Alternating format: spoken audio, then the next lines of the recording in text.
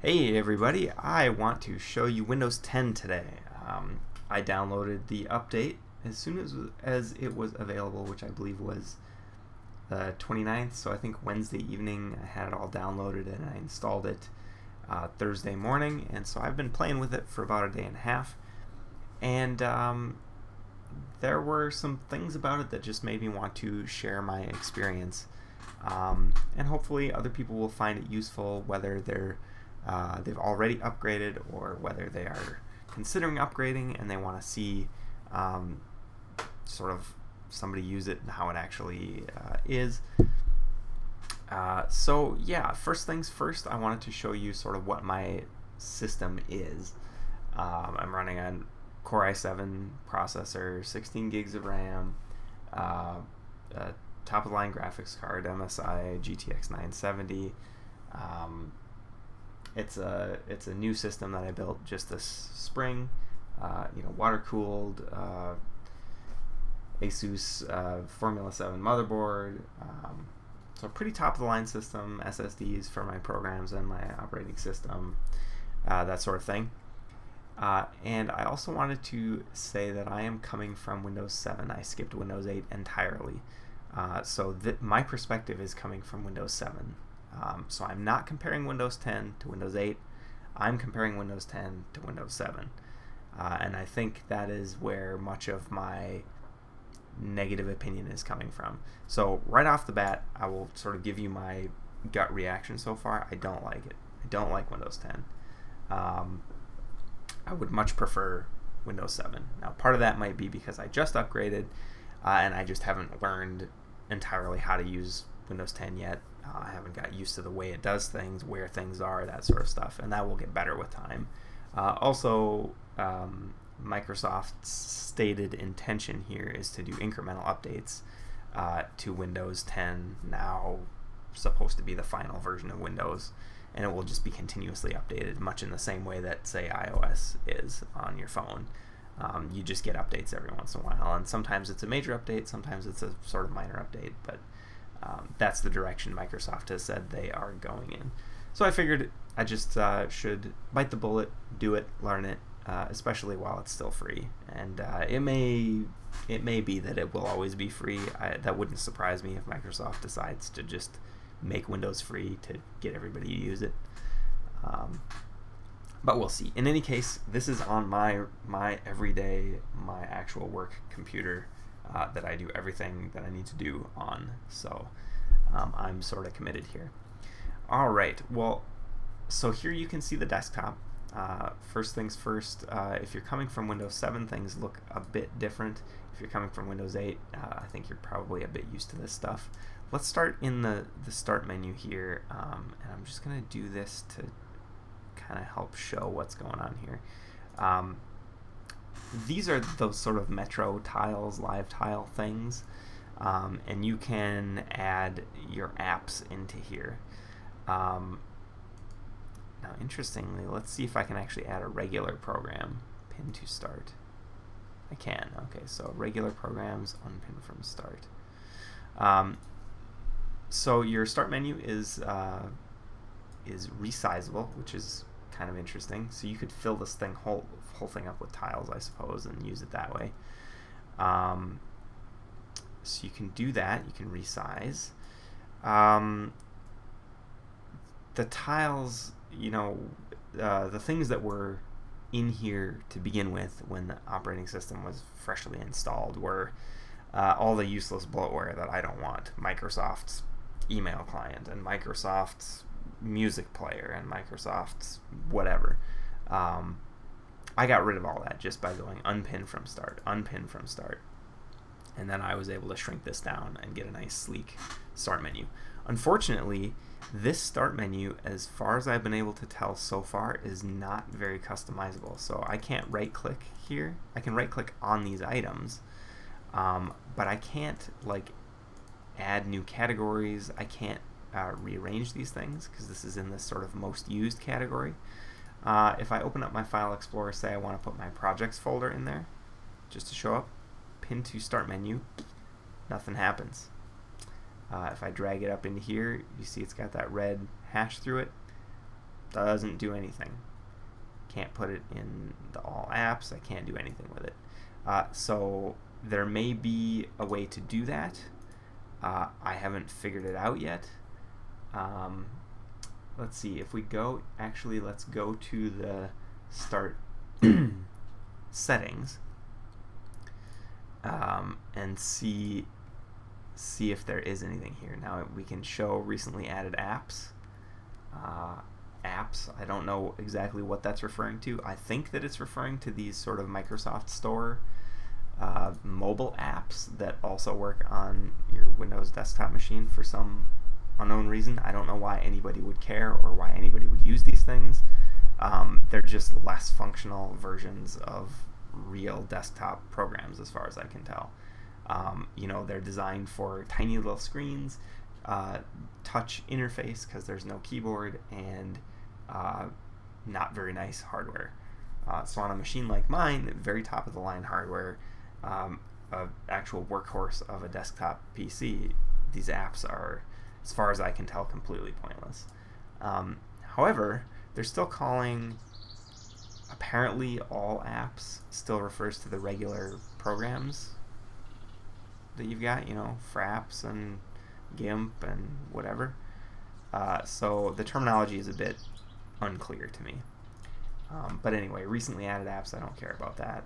Use full start screen, I believe that's that sort of Metro thing that replaced the desktop in Windows 8. Not interested in using that. Show most used apps, I have turned on. If I turn that off, now it's just blank. And it doesn't get any smaller than that. So that's weird to me. I don't understand how I'm supposed to be using this menu. So if I turn that back on, I'll see a few things here. Now, there's not much in here yet because it's a new install and it's not sticking stuff in here. Weirdly though, most used does not include Chrome, for example, which is probably my most used app or program or whatever you want to call it. So a little bit strange. One other thing I wanted to show you about this start menu, if you right click on it, you actually get a really useful menu, which makes me wonder why this stuff isn't just in the start menu. But if you right click on it, you get a link to your desktop, you get immediate access to your shutdown options, you can open the run command line, you can search, you can go directly to your file explorer, open the control panel, the task manager, disk management, device manager, all a bunch of really useful stuff right in this menu. But that's to right click on that, and yeah, that is specifically to the start menu. So why this stuff isn't just in here sort of baffles me a little bit. So yeah, so this menu is kind of useless as far as I can tell. The all apps, you'll notice they're no longer sort of nested in categorical folders, which may or may not be a good thing. I'm not really sure, but they're just alphabetized, you'll notice. So things like the calculator are no longer in the accessories folder. The accessories folder is just gone. Everything is just categorized like this. So you'll see things like Notepad should be in here. Actually, Notepad is not in here. So that's a bit inconsistent. Notepad is here, calculator is here, but if I go to all apps, I do see calculator, but go down to N here, Notepad appears not to be there. So a little bit puzzling as to how this is organized. Seems a bit inconsistent and a bit unintuitive. Alright, so that's the start menu. Let's talk about this settings thing now. So if you're coming from Windows 8, maybe this isn't so weird. But settings is basically your control panel, but again, optimized for use on a small screen, touchscreen device. You'll notice these enormous tiles. I mean, they're just huge. you know, for fat fingers on a tiny screen, but for a desktop environment with a mouse and a keyboard, and like I've got my dual screen set up here with two 1440p monitors, this gets a little silly. You'll notice also all this extra white space, and if you resize this, it sticks all that stuff in the middle, which again feels like the computer thinks it's a phone, is kind of what I'm discovering. So you've got these settings, so let's go into system settings, for example. You've got your display options here, but it's all this very monochrome, a lot of blank space, but also your options are all obfuscated and layered under these extra clicks. So I can go to advanced settings, but then okay, now I want to go to advanced sizing. Now I get another window. So there's a bunch of clicks to get to the stuff you want to get to, and that last click demonstrates the next thing that I want to talk about. You have both the settings tool, which is like your control panel for a tablet, but then you also have an actual control panel still, and which things end up in which tool is very inconsistent, hit or miss, and as far as I can tell so far, there's no way to predict where it's going to be. You know, the control panel is a better tool for a desktop. Maybe the settings thing makes more sense for a tablet or a phone where you have very limited real estate, very limited hardware, and you simply don't need or want to mess with detailed settings anyway. But for a power user in a desktop situation, this dichotomy here, settings versus control panel, just doesn't make any sense, and things are very hidden away, which I do not like. Let's see here. Let's actually go back in settings, and let's go back to the system settings here.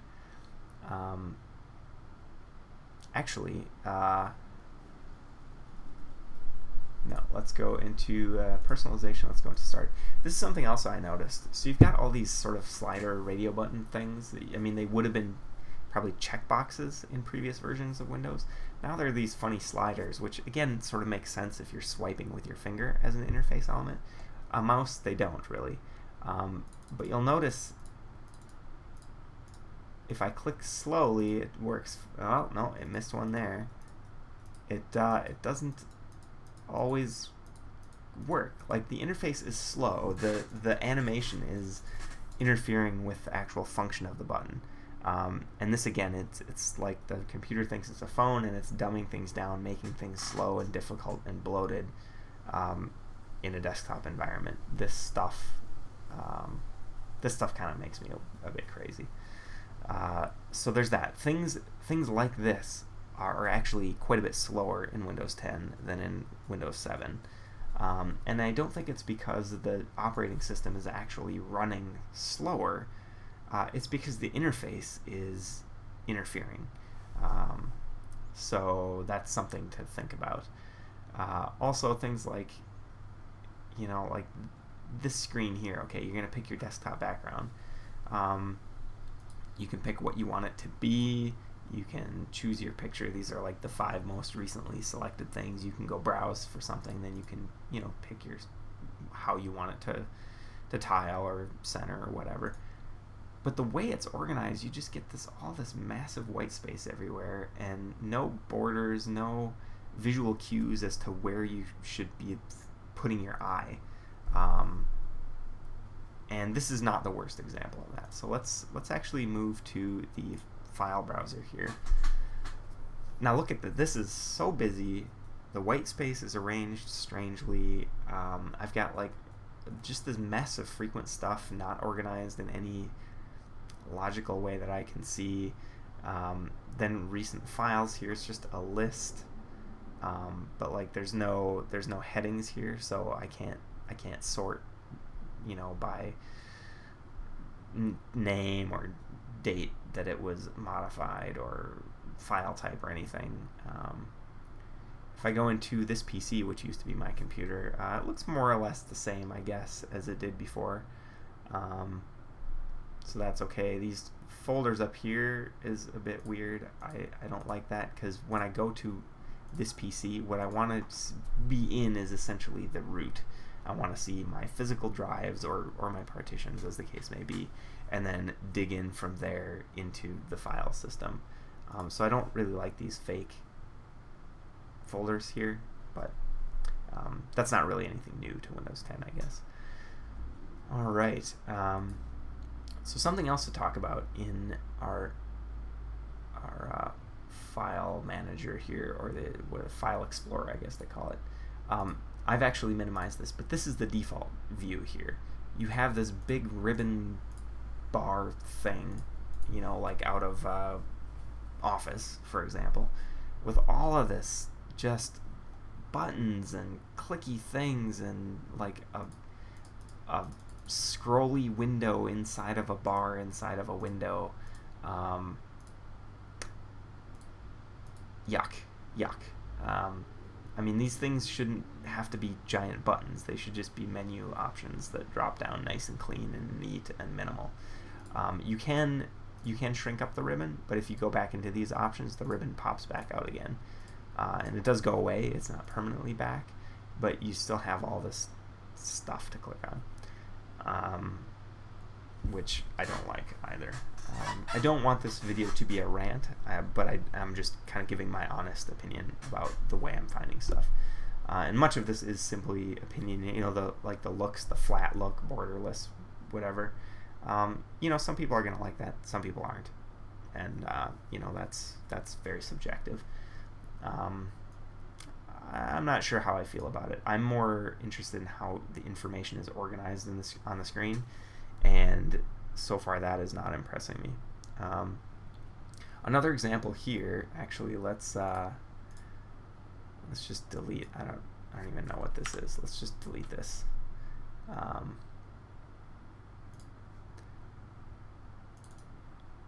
So I put something in the recycle bin. I open up the recycle bin. What's the one thing you want to do when you've opened the recycle bin? Empty the recycle bin, right?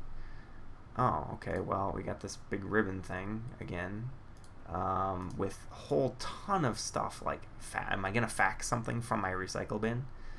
And then, like, all these view options, which, you know, could be done a lot simpler, like, I don't know. But yeah, you have to go back over here into manage and then hit empty recycle bin. So I'm just going to restore this because I don't actually know what that is. I don't want to delete it permanently at the moment. So yeah, that's a little bit weird. Let's look at the search stuff. Now I've turned this off, but the default is to have this popular news thing turned on, which is like make your desktop computer look like Yahoo homepage, which to me just sounds awful. With these weird short little headlines that don't make any sense and pictures that don't really make any sense, and like yuck. I don't want that. So you can thankfully turn that off, hide popular news. But though the things go away, the window still pops open. Similar to if you get rid of the most used category here, they go away, but the menu doesn't shrink down to accommodate it. A bit strange. So because the all apps thing is organized a little bit weird, and you can't sort of organize things by category and whatnot, as far as I can tell, I think you're meant to use the search function to find stuff. So like, say I want to look at the resource manager, you can just start typing in and you get resource manager. Very nice, very fast, very efficient and intuitive, right? Makes a ton of sense. You know, if you want, let's see, does, okay, yep, command prompt opens up, things like that, very nice.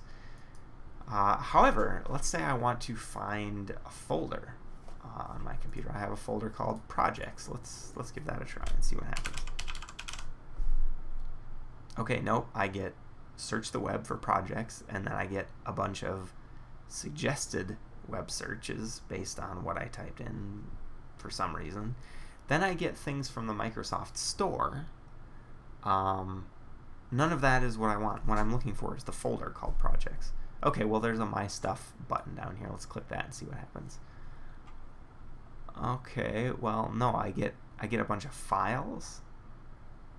Okay, I have a folder called Projects in. So what is this? So it's like in the Lightworks folder.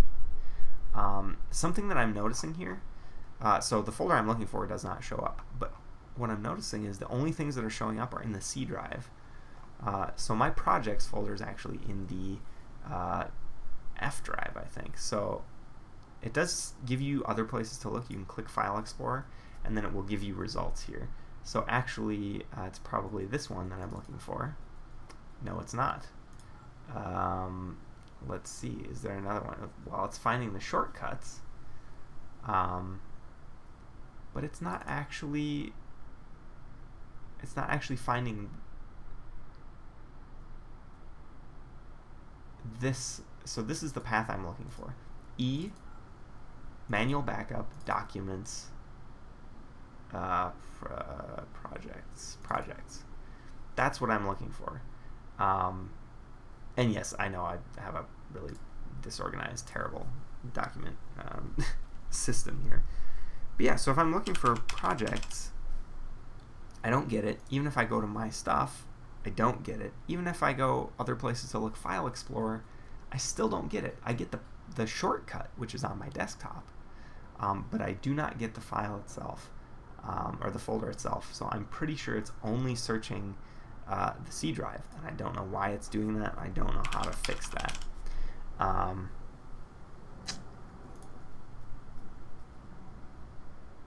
Documents this device.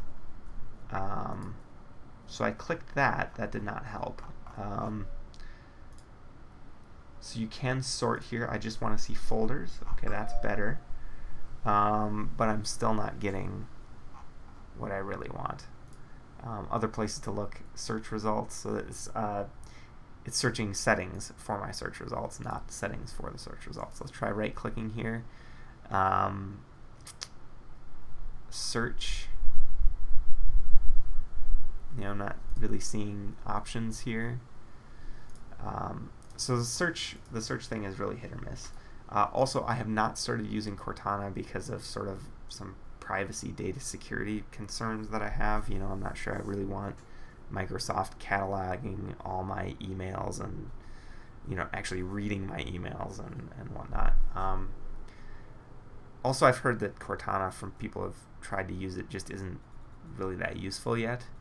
So I'm going to wait to see if there's actually a compelling use case for Cortana, and then decide whether or not I will use it. So for now, I will not. Let's look at this task view quick. This is essentially your multiple desktops. So here I have a desktop where I've got just an Edge browser window open. I can flip back to my other desktop where I have nothing open. So that could be useful for some people. I'm not sure if that's really going to fit into my personal workflow or not. I'll have to play with that and decide whether or not that's worth messing with. So yeah, let me see here if there's anything else that I want to talk about. You do have this notifications thing over here, which is very much, again, like a mobile device, tablet, phone thing, like quiet hours. Like, this is my PC. When I go to bed, I turn the screen off and I turn the speakers off, and I leave my home office and I go to my bedroom and go to sleep. I don't need, like, what is this button for on a desktop PC? So you can take away the button, but I don't see the advantage of having your desktop PC think it's a phone. And on that note, I just wanted to point out that the Microsoft, the Windows operating system market share for cell phones and tablets hovers around like 2.5%. Whereas the, in fact, let's just look it up here. The desktop PC, oops, that's on my other monitor. Let's see, desktop OS market share.